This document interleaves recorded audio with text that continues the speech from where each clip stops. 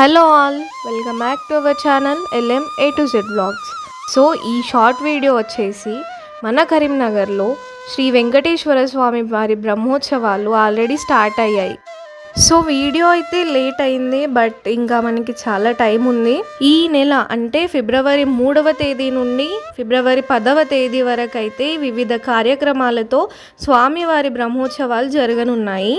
So ప్రతి ఒక్కరూ కుటుంబ సమేతంగా శ్రీ లక్ష్మీ పద్మావతి సమేత శ్రీ వెంకటేశ్వర స్వామి వారి వార్షిక బ్రహ్మోత్సవాల్లో తప్పకుండా పాల్గొంటారని కోరుకుంటున్నాను. ప్రతిరోజు భజన కార్యక్రమాలు, భక్తి గీతాలు, సాంస్కృతిక నృత్య ప్రదర్శన మరియు వివిధ వాహనాలపై స్వామివారు సేవలందుకోనున్నారు.